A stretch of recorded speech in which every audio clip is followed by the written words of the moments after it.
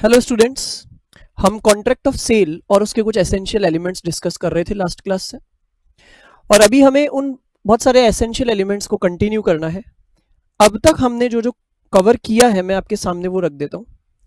हमने सबसे पहले कॉन्ट्रैक्ट ऑफ सेल के बारे में समझा और साथ में उसके दो टाइप्स को भी डिस्कस किया, एक सेल और दूसरा एग्रीमेंट टू सेल। उसके बाद हमने छोटे छोटे बहुत सारे एलिमेंट्स कवर किए। हमने उनमें से अभी पहला एलिमेंट उठाया हुआ है गुड्स। गुड्स का मीनिंग हमने देखा।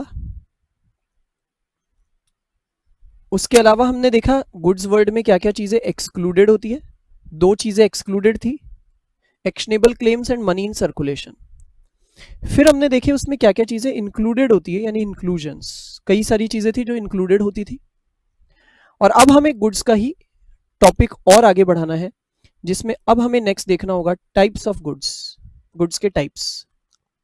And lastly we will see effects of perishing of goods, यानी अगर गुड्स खराब हो जाते हैं तो उसका क्या क्या इफेक्ट होगा। तो ये हमारा टॉपिक आएगा लास्ट वाला, गुड्स से रिलेटेड। तो अभी हमें जो नेक्स्ट कवर करना है that is the types of goods. Okay, तो हम स्टार्ट करते हैं वहीं से, टाइप्स से देखना शुरू करते हैं। सबसे पहले मैं आपको ये बताना चाहता हूं कि जहां तक टाइप का सवाल है तो ब्रॉडली गुड्स के हमारे पास में तीन टाइप होते हैं। आइए केयरफुली देखते हैं हम उन्हें। The first type of goods is the existing goods. मैं आपको पहले सिर्फ नाम दिखाना चाहता हूं। तो एक होते हैं एग्जिस्टिंग गुड्स, एक होते हैं फ्यूचर गुड्स, एक होते हैं कंटिंजेंट गुड्स। क्या क्या होते हैं? Existing goods, future goods, contingent goods. Existing goods किसको कहते हैं? नाम से जो समझ में आ रहा है वो गुड्स जो कॉन्ट्रैक्ट के समय एग्जिस्टेंस में है, यानी मौजूद है, यानी अस्तित्व में है। तो जो गुड्स एग्जिस्टेंस में है, अस्तित्व में है, कब? कॉन्ट्रैक्ट के समय, उन्हें हम बोलेंगे एग्जिस्टिंग गुड्स। और फ्यूचर गुड्स किनको बोलते हैं? जो आज तो नहीं है बल्कि फ्यूचर में बनेंगे या खरीदे जाएंगे। यानी वो आज तो नहीं है, किसके पास? सेलर के पास। सेलर कहता है भैया जो तुम गुड्स मेरे से मांग रहे हो ना, वो आज तो मेरे पास है ही नहीं, या तो मेरे को तुम्हारे ऑर्डर पे उसे बनाना पड़ेगा, और या मैं चलो कहीं और से खरीद के ले आऊंगा। तो आज तो नहीं है ना, तो इन गुड्स को हम क्या बोलेंगे? Future goods. वापस सुनते हैं एग्जिस्टिंग गुड्स की प्रॉपर डेफिनेशन क्या है। आइए पहले वो देख लेते हैं, साथ में डिस्कस करते हैं। लिखा है those goods which are either owned. ये वो गुड्स है जो या तो ओनरशिप में है या पोजेशन में है। किसके पास? By the seller. Which are either owned और पोजेस्ड। या तो वो ओनरशिप में है किसकी? सेलर की, या वो पोजेशन में है सेलर के। किस समय? ध्यान से देखिए किस समय की बात हो रही है ये। At the time of contract of sale. जिस समय कॉन्ट्रैक्ट ऑफ सेल हो रहा था उस समय या तो वो सेलर के ओनरशिप में हो या वो सेलर के पोजेशन में हो। यानी इन शॉर्ट में बोल दूं, वो गुड्स जो सेलर के पास मौजूद है किसी भी तरह से हो, चाहे वो मालिक है उन गुड्स का, चाहे वो उसके पास पड़े हैं, पोजेशन में है, उनको कहते हैं एग्जिस्टिंग गुड्स। अब देखिए एग्जिस्टिंग गुड्स के भी तीन टाइप होते हैं, लेकिन एक बार हम उसको छोड़ रहे हैं। हम पहले फ्यूचर गुड्स को समझ लेते हैं। फ्यूचर गुड्स किनको कह रहे हैं? जो आज तो नहीं है सेलर के पास, कॉन्ट्रैक्ट होते समय सेलर के पास नहीं है, बल्कि they are to be manufactured. क्या लिखा है? They are to be manufactured और प्रोड्यूस्ड और एक्वायर्ड बाय द सेलर। उन्हें सेलर या तो बनाएगा, तो मैन्युफैक्चर या प्रोड्यूस करना मतलब बनाना, और या फिर वो उन्हें कहीं से लाएगा, खरीद के लाएगा, एक्वायर करेगा। अच्छा, कब करेगा वो ये सब कुछ? कॉन्ट्रैक्ट के बाद में। क्यों? क्योंकि कॉन्ट्रैक्ट के समय तो वो चीज है ही नहीं ना, तो उसको जो भी करना होगा उन गुड्स का वो बाद में करेगा, वो बाद में लेकर आएगा। तो मुझे बताइए, कॉन्ट्रैक्ट के समय तो हम उन्हें एग्जिस्टिंग गुड्स नहीं बोलेंगे ना, हम उन्हें क्या बोलेंगे फिर उस समय? Future goods. क्लियर हो गया? एक थर्ड और होता है कंटिंजेंट गुड्स। कंटिंजेंट वर्ड का मतलब हमने इंडियन कॉन्ट्रैक्ट एक्ट में भी देखा हुआ है, याद होगा आपको। कंटिंजेंट का मतलब है कंडीशनल, ऐसी चीज जो किसी इवेंट के होने पर डिपेंड होती है। आपको याद आता होगा वहां हमने पढ़ा था कंटिंजेंट कॉन्ट्रैक्ट्स, जिसका मतलब था वो contracts which are dependent on some future event. वैसे यहाँ पे है कंटिंजेंट गुड्स, यानी वो गुड्स जो सेलर के पास होंगे या नहीं होंगे, ये बात डिपेंड करेगी किसी इवेंट पे। सेलर खुद ही कंफ्यूज्ड है, सेलर को खुद को ही पता नहीं है, सेलर को खुद को अनसर्टेनिटी है कि पता नहीं बायर जो गुड्स मांग रहा है मेरे से वो मेरे पास होंगे भी या नहीं, मेरे पास कहीं से आएंगे भी या नहीं आएंगे। तो इसीलिए वो इन गुड्स को कह रहा है कंडीशनल, यानी ये गुड्स कोई शर्त पे डिपेंडेंट है। क्लियर है? मैं आपको सबका एग्जांपल दूंगा। चलिए आइए, सबसे पहले अब हम वापस से एग्जिस्टिंग गुड्स के ऊपर चलते हैं, और हमने उसमें क्या देखा था, यदि कॉन्ट्रैक्ट के समय वो गुड्स अस्तित्व में है या तो ओनरशिप में या पोजेशन में, किसकी? सेलर की, तो हम उसको क्या कहते हैं? Existing goods. अब यहां पे भी तीन टाइप्स है, एग्जिस्टिंग गुड्स के भी तीन टाइप है। क्या क्या? First is specific goods, second is ascertained goods, third is unascertained goods. तो आइए मैं आपको एक एग्जांपल देता हूं, फिर हम इसको बहुत आराम से समझ जाएंगे। स्पेसिफिक गुड्स किसको कहते हैं? बायर आता है मेरे पास, अच्छा मेरी एक टीवी का शोरूम है मेरा, ओके, मेरे पास में मान लीजिए सैमसंग की टीवीज है, उनका शोरूम है, अलग अलग जितने भी मॉडल्स हैं सारे के सारे मेरे पास अवेलेबल है। हर मॉडल के, हर टीवी के मॉडल के कई सारे पीसेस मेरे पास पड़े हुए हैं। एक पर्टिकुलर बायर आता है मेरे पास और वो कोई पर्टिकुलर पीस को पॉइंट आउट करके कहता है कि भाई मेरे को ना वो वाले गुड्स चाहिए जो आपके पास है, वो वाले गुड्स चाहिए मुझे, ये पर्टिकुलर टीवी चाहिए मुझे, ये वाला ही टीवी उतरवाओ मेरे लिए। या तो बायर ने मुझे कह दिया कि भाई वो टीवी मुझे दो, पॉइंट आउट करके कह दिया, पहचान के बता दिया। और यह हो सकता है मैंने मेरे जो मेरा वर्कर है उसको मैंने बोला भैया ये पीस उतार दो बायर के लिए, बायर सामने ही खड़ा है, कॉन्ट्रैक्ट अभी हमारा बन रहा है। तो अब आप बताइए, कॉन्ट्रैक्ट के समय ही हमने कोई पर्टिकुलर गुड को पहचान के अलग कर दिया ना, हमने कॉन्ट्रैक्ट के समय ही उस गुड को आइडेंटिफाई कर लिया। तो ऐसे केस में इस पर्टिकुलर टीवी को क्या कहा जाता है? Specific goods. स्पेसिफिक गुड्स किसको कह रहे हैं हम? जिन गुड्स को कॉन्ट्रैक्ट के समय ही पहचान लिया गया है। देखिए पढ़ते क्या लिखा है, those goods which are identified and agreed upon at the time of contract. Contract के समय ही हमने उसको पहचान भी लिया और उस पर एग्री भी कर लिया कि मुझे तो यही वाला चाहिए। अब मैं आपको सेकंड एग्जांपल दे रहा हूं, सेकंड केस पे चलते हैं। अभी मान लेते हैं बायर जब मेरे पास आता है टीवी शोरूम पर, तो इस बार वो मुझे ये नहीं कहता कि मुझे वो वाला टीवी चाहिए, हमने इस बार टीवी को अलग करके नहीं छाटा। बायर ने मुझे क्या किया, चाहे तो दुकान में आकर और चाहे अपने घर बैठे मेरे को फोन पे ऑर्डर दिया। क्या ऑर्डर दिया? मुझे ये ब्रांड का ये मॉडल नंबर का टीवी चाहिए। अब आप बताइए, वो पर्टिकुलर मॉडल नंबर के तो मेरे पास बहुत सारे पीस पड़े हैं, मेरे गोडाउन में बहुत सारे पीस पड़े। क्या हमने अभी कॉन्ट्रैक्ट होते समय कोई पर्टिकुलर पीस को आइडेंटिफाई करके अलग किया? क्या जवाब है बताइए? क्या हमने कोई अलग पीस को आइडेंटिफाई करके उसी को लेके कॉन्ट्रैक्ट किया है? Answer is no. इस बार हमने एक जनरल बात कह दी और बायर ने मुझे बोला भाई आप कोई सा भी पीस दे देना, बस मुझे ये वाले मॉडल नंबर का चाहिए। तो बताइए कॉन्ट्रैक्ट बनते समय कोई पर्टिकुलर गुड को पहचाना गया था? कोई पर्टिकुलर पीस को पहचाना गया था? नहीं पहचाना गया था। तो हम कह सकते हैं इस केस में जिन गुड्स का ऑर्डर दिया जा रहा है वो कौन से वाले हैं? क्या वो स्पेसिफिक गुड्स है? नहीं। तो उन्हें हम क्या कहते हैं? उन्हें हम कहते हैं अनअसर्टेन्ड गुड्स। अनअसर्टेन्ड गुड्स यानी वो goods which are not certain, अभी पता ही नहीं है वो कौन से वाले हैं, अनअसर्टेन्ड गुड्स। क्लियर हो गया? इनको जेनेरिक गुड्स भी कहते हैं, यानी जनरल है, अभी कोई स्पेसिफिक हमने पहचाना नहीं है। स्पेसिफिक का उल्टा हो गया जेनेरिक गुड्स।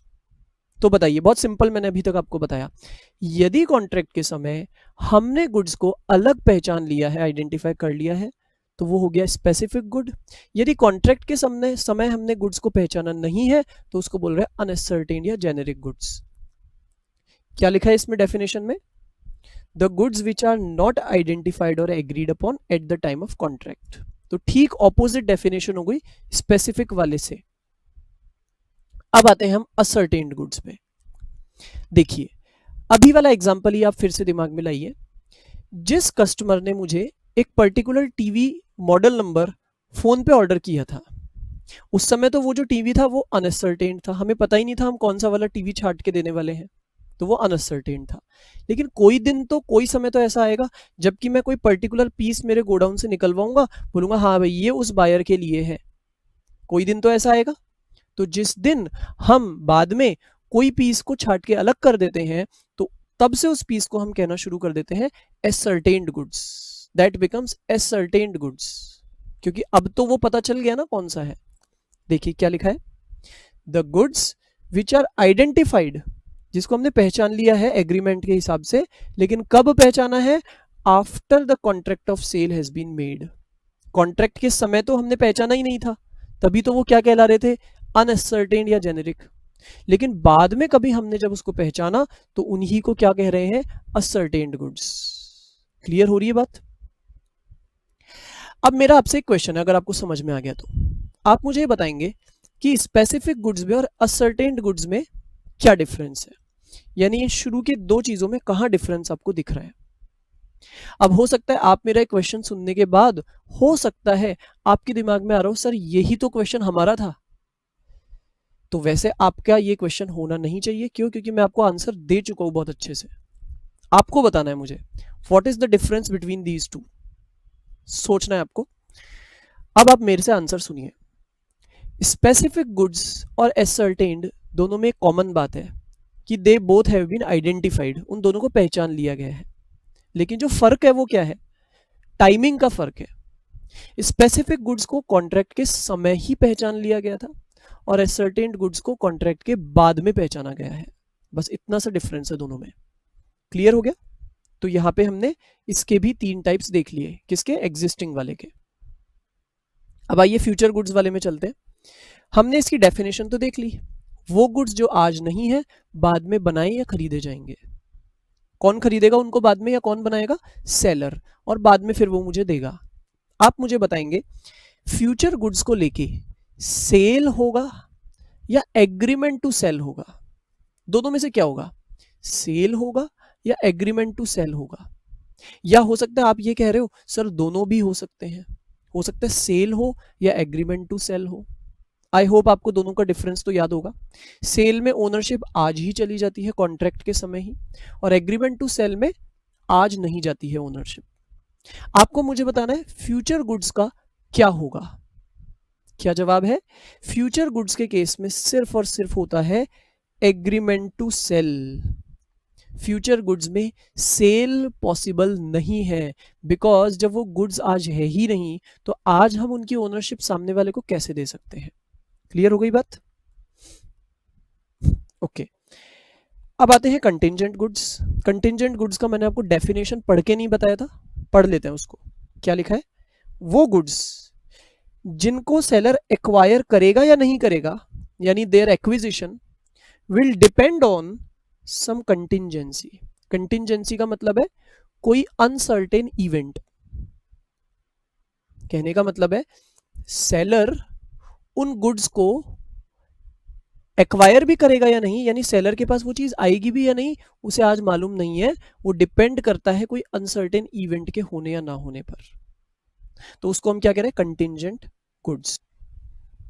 क्लियर हो गया।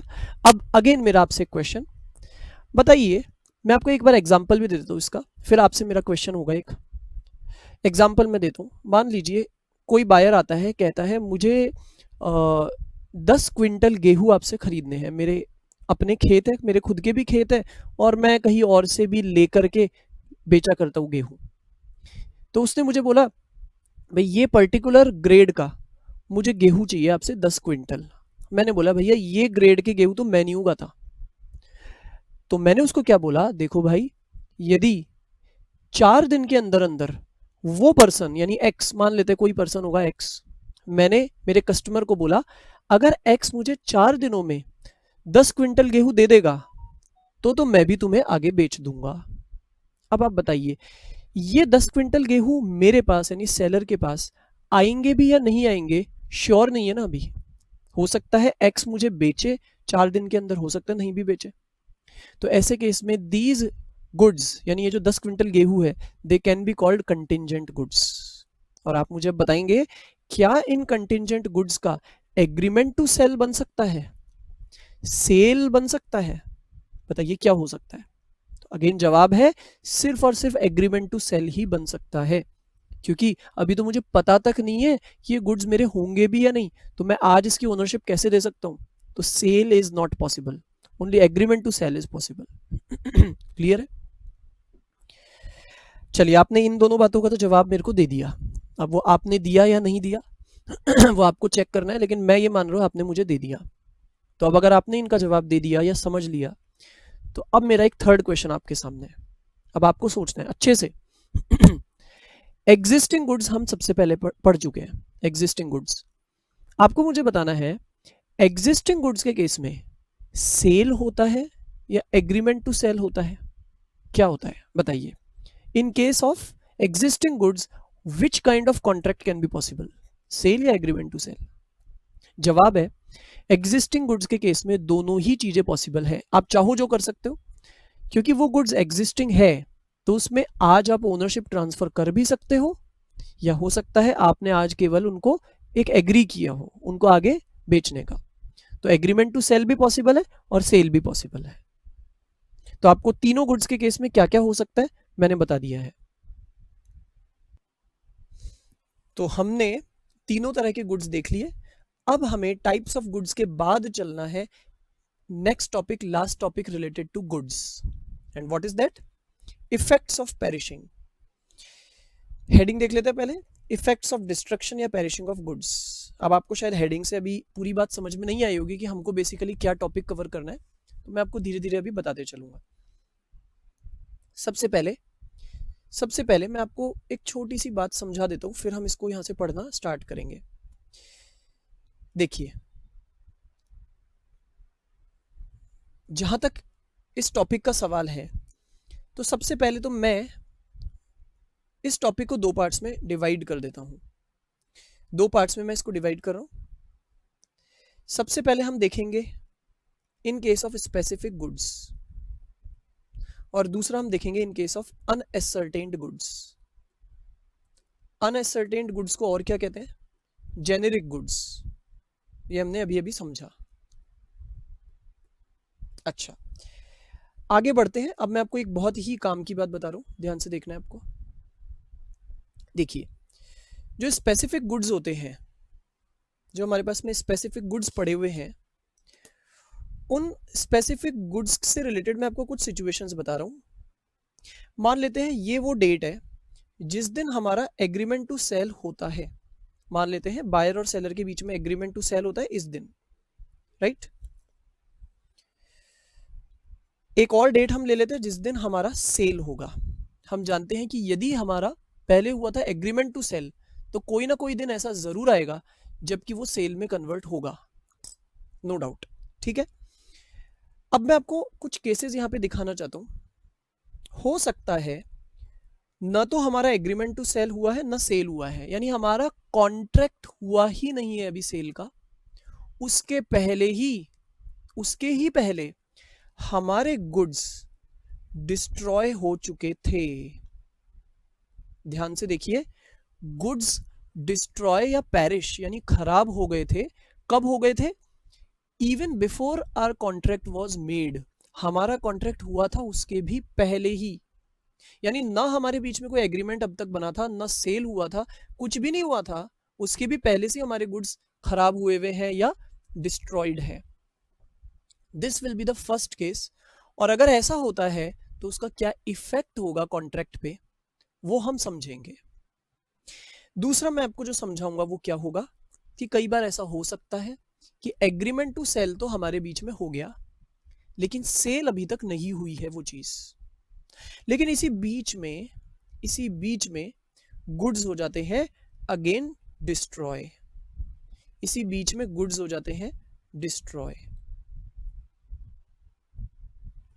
These two situations we will discuss. मैं आपको दिखा देता हूं। The first situation that we will discuss is जबकि कॉन्ट्रैक्ट ऑफ सेल होने के भी पहले ही हमारे गुड्स डिस्ट्रॉय हो गए। सेकंड इज जहां पर एग्रीमेंट टू सेल हो गया लेकिन सेल अभी तक नहीं हुआ, उस बीच में हमारे गुड्स डिस्ट्रॉय हो गए। हमें देखना है इन दोनों ही केसेस में गुड्स के डिस्ट्रॉय होने का क्या इफेक्ट होता है। तो समझते हैं। सबसे पहले हम फर्स्ट केस उठा रहे हैं। हेडिंग क्या लिखी हुई है ध्यान से देखना है आपको। Perishing before making of contract. Contract of sale हुआ नहीं, उसके भी पहले ही हमारे गुड्स खराब हो चुके हैं। तो आप एक बात सोचिए, गुड्स तो पहले से खराब है, गुड्स तो पहले से डिस्ट्रॉयड है, लेकिन हमने एग्रीमेंट टू सेल या सेल किया बाद में, तो जरूर हमने वो जो कॉन्ट्रैक्ट बनाया होगा बाद में, वो गलत फहमी में बनाया होगा। क्लियर हो गई ये बात? हमने गलत फहमी में बनाया होगा। क्या गलत फहमी में? हमें तो लग रहा होगा कि वो गुड्स है, लेकिन वास्तव में तो वो गुड्स ऑलरेडी खत्म हो चुके हैं, वो खराब हो चुके हैं ऑलरेडी। ऐसा ही हो रहा है यहां पर। चलिए देखते क्या लिखा है। अगर ऐसा होता है, ध्यान से पढ़ना है आपको, समझना है। अगर ऐसा होता है कि कॉन्ट्रैक्ट होने के भी पहले ही गुड्स खराब हो चुके थे, तो वो कॉन्ट्रैक्ट ही हमारा क्या माना जाएगा? वॉइड माना जाएगा। That contract becomes void. वो कॉन्ट्रैक्ट ही वॉइड हो जाएगा। लेकिन उसकी 3 शर्तें बताइए। ये तीनों शर्तों को पढ़ लेते हैं। सबसे पहली शर्त है कि वो गुड्स जो कि डिस्ट्रॉय हुए हैं या पेरिश हुए थे, वो स्पेसिफिक वाले होने चाहिए। तो वो तो मैं आपको ऑलरेडी बता चुका हूं। हम अभी बात ही किसकी कर रहे हैं? स्पेसिफिक गुड्स की। मैं आपको उसी के केसेस बता रहा हूं। क्लियर है? तो हमने उन गुड्स को अलग से पहचान रखा था, और फिर पता चलता है वो तो गुड्स ऑलरेडी डिस्ट्रॉय हो गए थे। तो वो गुड्स क्या होने चाहिए? Specific goods. Second condition, contract होने के पहले, अब ये वही वाली बात आने वाली है, कॉन्ट्रैक्ट होने के पहले हमारे गुड्स खराब हो गए थे या इतने बुरी तरह डैमेज हो गए थे कि वो अपने डिस्क्रिप्शन के अकॉर्डिंग बचे ही नहीं थे। यानी जैसे आप मान लीजिए मेरे से किसी ने सीमेंट के बोरे लेने का कॉन्ट्रैक्ट कर रखा है, हमने अभी अभी कॉन्ट्रैक्ट किया, लेकिन बाद में मालूम पड़ता है हमारे कॉन्ट्रैक्ट के पहले ही मेरे जितने भी सीमेंट के बोरे थे सब में पानी गिर गया था, बारिश का पानी, और इस वजह से वो सीमेंट पत्थर बन चुका था। तो बताइए क्या ये सीमेंट अपने डिस्क्रिप्शन के हिसाब से बचा है? नहीं बचा। यानी जो इसके लिए कहा जाता है कि ये पाउडर फॉर्म में होता है, जो इसका बेसिक फंक्शन होता है, क्या ये उस अकॉर्डिंग रहे हैं? नहीं रहे हैं। तो यहां पे हम क्या बोलेंगे कि ये एक तरह से पेरिश हो गए हैं। सेकंड कंडीशन यही आई कि कॉन्ट्रैक्ट होने के पहले गुड्स या तो पेरिश हो गए या इतनी बुरी तरह से खराब हो गए। द थर्ड कंडीशन इज कि सेलर को इस बात का पता नहीं था। इंपॉर्टेंट बात है ये, सेलर को ये बात मालूम नहीं होनी चाहिए, क्योंकि अगर सेलर को मालूम थी, कई बार ऐसा भी हो सकता है कि सेलर को मालूम था, मैं बेच रहा था वो सीमेंट के बोरे, मुझे मालूम था कि एक्चुअली तो ये सीमेंट के बोरे कब के खराब हो चुके हैं, लेकिन मैंने एक बार के लिए बायर से कॉन्ट्रैक्ट कर लिया, उसको झूठ कह करके कि हाँ हाँ मैं तुम्हें दे दूंगा। मैंने मन में सोच रखा है बाद में मैं बता दूंगा उसे कि भाई देख लो सारे के सारे सीमेंट के बोरे खराब हो गए थे मेरे। तो अगर मुझे ऑलरेडी सच्चाई का पता था फिर भी मैं कॉन्ट्रैक्ट कर रहा था, तो यहां तो मैं क्या कर रहा हूं? एक तरह से धोखा दे रहा हूं सामने वाले को, यानी मैं कर रहा हूं फ्रॉड। क्लियर हो गया? चलिए, तो यहां पर 3 कंडीशंस है। First condition is goods are specific, second is वो गुड्स खराब हो चुके हैं, and the third and very important condition is कि seller should not be aware of that thing. Seller को ये बात पता नहीं होनी चाहिए। अगर ये तीनों शर्तें पूरी हो जाती है तो कॉन्ट्रैक्ट माना जाएगा वॉइड। कॉन्ट्रैक्ट क्या माना जाएगा? वॉइड माना जाएगा। और इसका फर्क क्या पड़ेगा कि अब बायर मुझे ये कह नहीं सकता कि यार तुमने तो कॉन्ट्रैक्ट भी कर लिया उसके बाद भी तुम गुड्स नहीं दे रहे। वो ये नहीं कह सकता, क्योंकि मैं उसको बोलूंगा भैया कॉन्ट्रैक्ट वॉइड हो गया, तुम खुद देख लो तीनों शर्तें पूरी हो रही है। अब आते हैं हम सेकंड केस में। इस पर हमारे गुड्स पेरिश हो रहे हैं एग्रीमेंट टू सेल के बाद, लेकिन सेल के पहले। एग्रीमेंट टू सेल तो हो गया उसके बाद में, लेकिन सेल के पहले गुड्स पेरिश हो गए। क्या ये एग्रीमेंट भी वॉइड हो जाएगा? बताइए, क्या ये एग्रीमेंट भी वॉइड हो जाएगा? आंसर है यस, ये भी वॉइड हो जाएगा। और यहां पर भी 3 शर्तें बताइए। सबसे पहली कंडीशन, गुड्स अगेन होने चाहिए स्पेसिफिक, तो वो तो है ही है, हम पढ़िए अभी स्पेसिफिक गुड्स के लिए रहे हैं। Second condition same to same है, आप देखेंगे तो कि एग्रीमेंट टू सेल के बाद लेकिन सेल होने के पहले, आगे वही बात लिखी है, गुड्स पेरिश हो गए या बहुत बुरी तरह से डैमेज हो गए। और अगेन यहां भी थर्ड कंडीशन है, वो क्या कि ये जो डैमेज हुए हैं गुड्स, वो ना सेलर की गलती से और ना बायर की गलती से होनी चाहिए।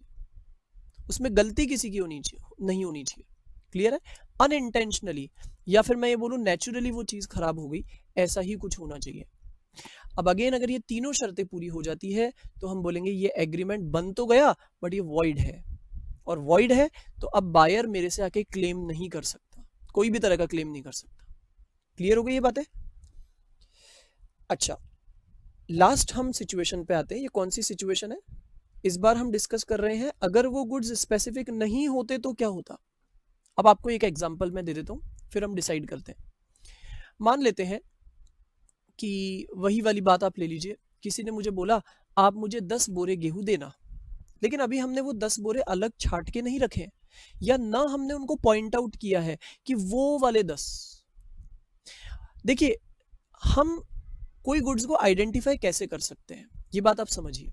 या तो हम उन्हें देखकर पहचान ले, या कई बार ऐसा भी हो सकता है हम उनको फोन पे ही आइडेंटिफाई कर ले। कैसे कर सकते हैं? जैसे मान लीजिए कि मैंने मेरे बायर को बोला यार मेरे गोडाउन में ना 10 बोरे पड़े हुए हैं, और बायर ने मुझे बोला वो 10 की 10 आप मुझे दे दो।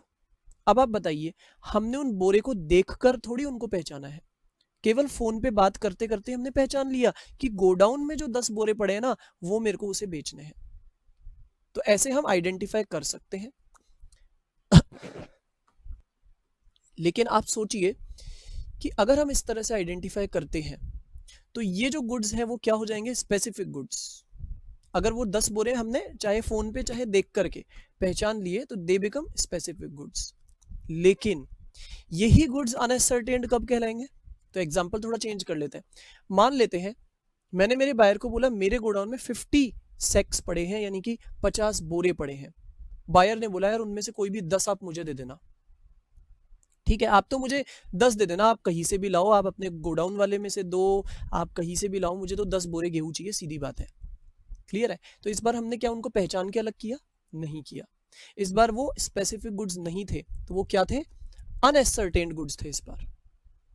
लेकिन इसी हालत में मान लेते हैं मैं बायर को कहता हूं यार मेरे तो गोडाउन में जितने भी बोरे थे ना सब जल गए, खत्म हो गए, मैं दे ही नहीं सकता तुम्हें। बताइए क्या अब ये कॉन्ट्रैक्ट वॉइड हो जाएगा? चाहे मेरे सारे के सारे गुड्स खत्म भी हो गए, डैमेज भी हो गए, तब भी ये कॉन्ट्रैक्ट वॉइड नहीं होगा। क्यों नहीं होगा? बायर बोलेगा यार मेरे को क्या मतलब है आपके कौन से बोरे थे कौन से जले, मुझे क्या मतलब है? आप तो मुझे कहीं से भी 10 बोरे लाके दे दो, आप चाहे बाहर से कहीं से खरीद के लाके दो, हमने अलग से उनको स्पेसिफाई तो किया नहीं था। ये होता है फर्क अनसर्टेन्ड गुड्स के केस में। क्या हुआ? अनसर्टेन्ड गुड्स अगर वो थे और फिर वो डैमेज हो गए तो हमारा कॉन्ट्रैक्ट वॉइड नहीं होगा, हमें उसे कंटिन्यू रखना पड़ेगा। अब वो हमारी हेडेक है, हम उसको कैसे फुलफिल करते हैं। क्या लिखा हुआ है यहाँ पर? If in the above cases the goods perished are uncertain. अब ऊपर वाले दोनों केसेस जो हमने देखे, मान लेते हैं उसमें गुड्स स्पेसिफिक ना होके अनसर्टेन होते तो कॉन्ट्रैक्ट ऑफ सेल वॉइड नहीं बनता, हमें उसे वैलिड ही रखना पड़ता। क्लियर है? हमें अपनी प्रॉमिस फुलफिल करनी ही पड़ती। क्लियर हो गया? यहाँ पे मैं एक छोटी सी बात पे आपका अटेंशन खिंचवाना चाहता हूँ। देखिए, कॉन्ट्रैक्ट ऑफ सेल जब हम कहते हैं कॉन्ट्रैक्ट ऑफ सेल, तो जब हम कॉन्ट्रैक्ट ऑफ सेल कह रहे हैं तो हम दोनों चीज़ों की बात कर रहे हैं। हम सेल की भी बात कर रहे हैं, हम एग्रीमेंट टू सेल की भी बात कर रहे हैं। ये आपको ध्यान रखना है।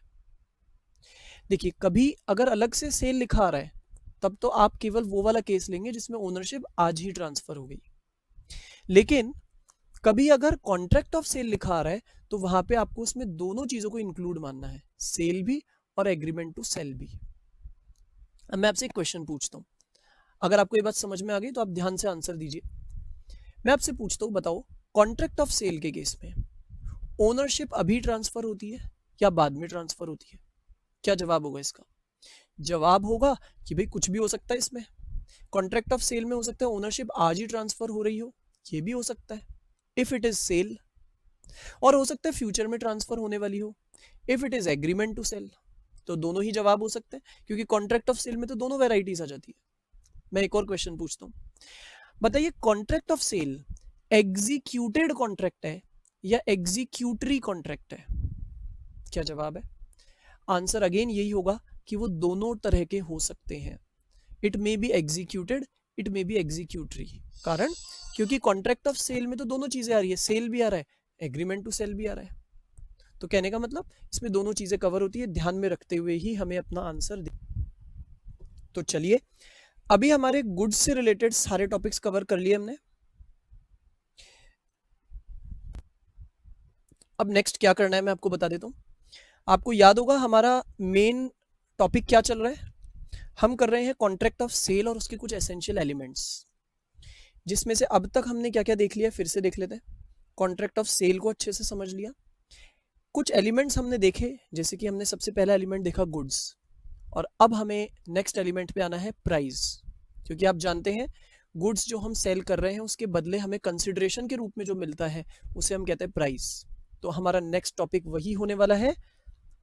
आइए देखते हैं प्राइस के बारे में। तो सबसे पहले हम क्या करने वाले हैं, हम प्राइस का एक जनरल मीनिंग समझते हैं। प्राइस का मतलब क्या होता है, हिंदी में मैं बोलूं तो प्राइस मतलब कीमत। अगर मैं गुड्स सेल कर रहा हूं तो मुझे उस गुड्स की जो कीमत मिल रही है उसे ही कहते हैं प्राइस। अब सोचने की बात है, कीमत में मुझे मिल क्या रहा है। मान लेते हैं मैंने किसी को 50,000 रुपीज़ का एक लैपटॉप बेचा, उस लैपटॉप की वर्थ कितनी है, 50,000 रुपीज़। सवाल है वो मुझे उसके बदले क्या कीमत चुका रहा है। तो कुछ भी दे सकता है वो, हो सकता है वो मुझे 50,000 मनी के फॉर्म में दे दे, चाहे वो 50,000 कैश पकड़ा दे, चेक दे दे, कुछ भी दे दे। तो वन वे इज कि वो 50,000 मुझे मनी के फॉर्म में दे, and the second way is वो मुझे 50,000 कीमत की ही कोई दूसरी चीज दे दे। मैंने उसे दिया लैपटॉप और वो मुझे कोई और चीज दे दे जिसकी भी कीमत उतनी ही है। कैसे भी कीमत चुकाई जा सकती है।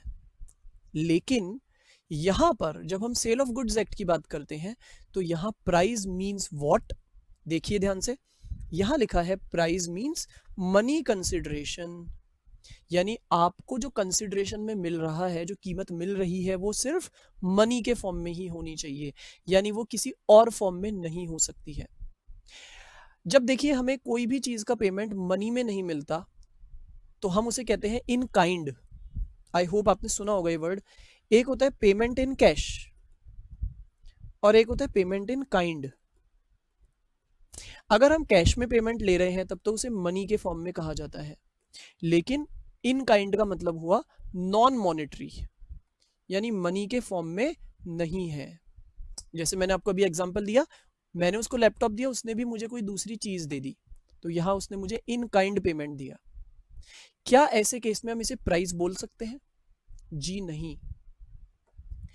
अब जब हम इसे प्राइस ही नहीं कह सकते तो क्या हम इस ट्रांजैक्शन पे सेल ऑफ गुड्स एक्ट लगा सकते हैं? नहीं लगा सकते, क्योंकि सेल ऑफ गुड्स एक्ट में एक बहुत इंपॉर्टेंट बात हमें क्या बोली जाती है कि आपको आपकी गुड्स के बदले प्राइस मिलनी चाहिए, और प्राइस का मतलब हमने अभी अभी देखा मनी के फॉर्म में ही मिलनी चाहिए। अगर आपको इन काइंड मिल रही है कोई चीज तो that is not price. Clear हो गई ये बात? अच्छा, अब अगर हम उसे सेल ही नहीं मान रहे हैं, हम उसको इस एक्ट में कवर ही नहीं कर रहे हैं, तो हम उसे बोलेंगे क्या? आपको याद आ गया होगा, यदि हम चीज देने के बदले चीज ही लेते हैं तो उस पर्टिकुलर ट्रांजैक्शन को सेल ना कह करके उसे कहते हैं बार्टर। आपने सुना होगा बार्टर सिस्टम। तो देखिए यही बात यहाँ पे थर्ड पॉइंट में लिखी है, if a good is given in consideration, अगर कंसिडरेशन में मुझे कोई चीज ही मिली है तो हम उसे बार्टर सिस्टम का अरेंजमेंट कहते हैं।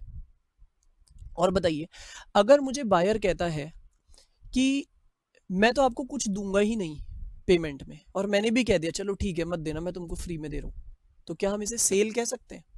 नहीं, इसे तो हम गिफ्ट बोलेंगे। तो इसीलिए ये बात भी हमें मालूम रहनी चाहिए। सेकंड पॉइंट में क्या लिखा है, अगर प्राइस ही नहीं है तो हम उसे सेल बोल ही नहीं सकते हैं, उसे तो एक गिफ्ट कहा जाएगा, जिसको इस एक्ट में कवर नहीं किया जाता है। इस एक्ट में गिफ्ट का कोई डिस्कशन नहीं है, ये आपको ध्यान रहना चाहिए। क्लियर हो गई बात? ओके। लास्ट पॉइंट बहुत ही इंपॉर्टेंट है। मुझे इस बार बायर आके एक बात कहता है कि देखो भाई, आपने जो 50,000 का हमें लैपटॉप दिया है, इस 50,000 के लैपटॉप के बदले हम आपको 30,000 तो कैश दे रहे हैं, 30,000 तो हम आपको मनी के फॉर्म में दे रहे हैं, और 20,000 की कीमत का मैं आपको पुराना लैपटॉप दे रहा हूँ।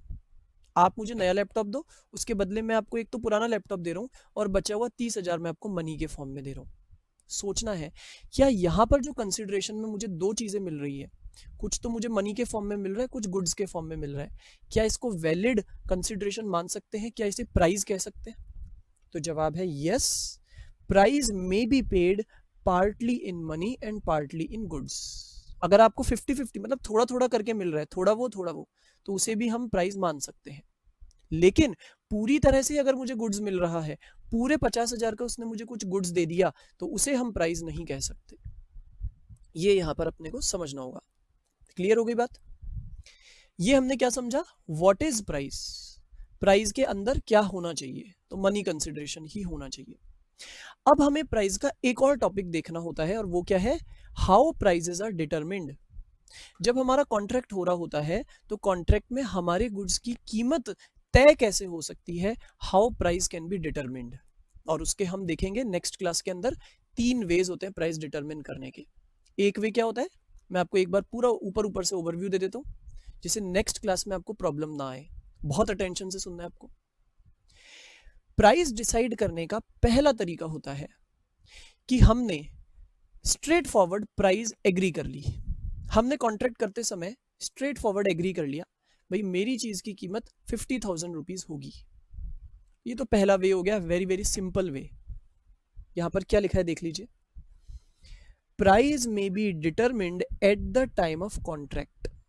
मतलब यहां पर सीधी बात हो रही है, हम स्ट्रेट फॉरवर्ड अपनी प्राइस को डिटरमिन कर लेते हैं, बता देता हूं मैं मेरी गुड्स की प्राइस क्या होगी कॉन्ट्रैक्ट के समय ही। Very very simple first case. Second case, जिसमें हमने कॉन्ट्रैक्ट में प्राइस आज बताई नहीं है कि 50,000 रुपए है। हमने क्या किया, कॉन्ट्रैक्ट के समय प्राइस डिसाइड करने का तरीका डिसाइड कर लिया। दोनों में फर्क है, प्राइस अभी डिसाइड नहीं की, केवल उसका तरीका डिसाइड किया है, मैनर डिसाइड किया है। एक एग्जांपल, मैंने मेरे बायर को बोला कि भाई देखो, मैं प्राइस तो आज नहीं बता सकता मैं तुमसे कितनी लूंगा, लेकिन मैं तुम्हारे लिए जो माल बना रहा हूं, इसको बनाने में मेरे जितने भी खर्चे लगेंगे, जितनी मेरी कॉस्ट लगेगी, उस कॉस्ट में मैं 30% प्रॉफिट जोड़ के तुम्हें बेच दूंगा। अब आप बताइए, अभी हमने क्या डिसाइड किया, क्या हमने फाइनल प्राइस डिसाइड की? नहीं, हमने केवल प्राइस तय करने का तरीका डिसाइड किया, मैनर डिसाइड किया। तो क्या लिखा है इधर, it may be left to be fixed, यानी हो सकता है हम प्राइस को छोड़ दे बाद में फिक्स करने के लिए, लेकिन in a manner agreed during the contract. यानी कॉन्ट्रैक्ट के समय हमने क्या किया, उसका मैनर तय कर लिया, तरीका तय कर लिया कि प्राइस किस तरह से तय होगी, वो मैनर हमने आज डिसाइड कर लिया। एग्जाम्पल से आपको समझ में आ गया होगा। मैं आपको इसका एक और एग्जाम्पल दे रहा हूं। एक तो मैंने आपको दिया कि हमने आज कह दिया कि मेरा जितना भी खर्चा लगेगा उसमें 30% प्रॉफिट जोड़ के मैं तुम्हें दूंगा। मैं एक एग्जाम्पल और देता हूं। हो सकता है कॉन्ट्रैक्ट के समय, अब ध्यान से सुनिए सेकंड एग्जाम्पल, कॉन्ट्रैक्ट के समय मैंने मेरे कस्टमर को बोला कि देखो भाई, प्राइस तो आज मैं नहीं बता रहा, लेकिन एक बात है कि हम एक्स नाम के पर्सन के पास चलेंगे। अपन दोनों क्या करेंगे, एक्स नाम के पर्सन के पास चलेंगे, वो जो भी इस चीज की कीमत बता देगा हम वही मान लेंगे। एग्जाम्पल, एक और एग्जाम्पल मैं आपको इसी का फर्दर डिटेल दे रहा हूं। मैं एक ज्वेलरी बेचना चाहता हूं किसी को। अब उसकी कीमत मुझे भी नहीं मालूम, क्योंकि मैं उतना ज्यादा एक्सपर्ट नहीं हूं ज्वेलरी की कीमत निकालने में। मैंने उसको बोला कि यार देखो, अपन दोनों ना प्राइस तो अभी डिसाइड नहीं कर पा रहे, अपन दोनों चलेंगे उस ज्वेलर के पास, एक्स नाम के ज्वेलर के पास, और उससे पूछेंगे तुम बताओ भाई कितनी प्राइस है। वो जो ज्वेलर है वो ना मेरी तरफ का होगा ना तुम्हारी तरफ का, वो एक अलग ही जना होगा। वो जो हमें प्राइस बता देगा ना, हम उसी को मान लेंगे। बताइए, क्या इस केस में हमने प्राइस आज डिसाइड की है? नो, हमने केवल प्राइस डिसाइड करने का मैनर आज डिसाइड कर लिया है। तो ये मैंने आपको 2 एग्जांपल्स दिए, आपको दिमाग में रखने दोनों एग्जांपल्स। तीसरा तरीका प्राइस डिसाइड करने का, पहला क्या हुआ था, हमने कॉन्ट्रैक्ट के समय उसे डिटरमिन भी कर लिया। सेकंड, जिसमें हमने कॉन्ट्रैक्ट के समय केवल उसका मैनर डिसाइड किया। और अब आता है थर्ड, हमने इस बार क्या किया, पढ़ते हैं इधर से, it may B determined by the course of dealings between the parties. कई बार ऐसा होता है, मैं और मेरा बायर हमने आपस में ये बोला कि कि भाई देखो इस चीज की कीमत क्या होगी, अलग से मैं नहीं बताने वाला। सीधी बात है, हम सालों से खरीद रहे बेच रहे हैं, हम सालों से एक दूसरे के साथ रिलेशन मेंटेन कर रहे हैं। तुम मेरे कस्टमर हो बहुत पुराने, मैं तुम्हारा सप्लायर हूँ बहुत पुराना। हम इतने सालों से जो तरीका फिक्स कर रखे हैं, वही तरीका इस बार भी हमारा रहेगा प्राइस का। ऐसा मैंने उसको बोला। जैसे मैंने उसको बोला यार हमेशा भी अपन क्या करते हैं, मैं तुम्हें एमआरपी में से 20% माइनस करके बेचता हूं, तो बस इस बार भी वही होगा। यानी मैंने कोर्स ऑफ डीलिंग्स के भरोसे छोड़ दिया। मैंने बोला अब तक हमारी डीलिंग्स जिस तरह चलती आ रही थी उसी तरह से ये वाली डीलिंग भी चलने वाली है। तो ये 3 तरीके हो गए प्राइस डिसाइड करने के। क्लियर हो गया? अब हमें इनमें से एक पर्टिकुलर केस को नेक्स्ट क्लास में लेना है। नेक्स्ट क्लास में मैं आपको एक स्पेसिफिक केस को बहुत डिटेल में बताऊंगा। और वो केस कौन सा होगा? जिसमें मैंने अभी आपको एग्जांपल दिया था, हम दोनों जनों ने आज ये डिसाइड किया कि अपन दोनों मिलकर के उस थर्ड पार्टी के पास चलेंगे, जैसे कि ज्वेलर के पास चलेंगे, और उसको हम पूछेंगे कि तुम बताओ प्राइस क्या होनी चाहिए, और जो प्राइस वो बता देगा वही प्राइस हम मान लेंगे। अब ये जो मैंने आपको केस बताया जिसमें हम किसी थर्ड पार्टी से प्राइस डिसाइड करवा रहे हैं, ये केस को हम बहुत डिटेल में लेने वाले हैं in the next class. Topic आप देख लीजिए, determination by the third party. ये टॉपिक हमारा नेक्स्ट क्लास में होगा। इस क्लास को हम यहीं पे ओवर कर रहे हैं। Thank you.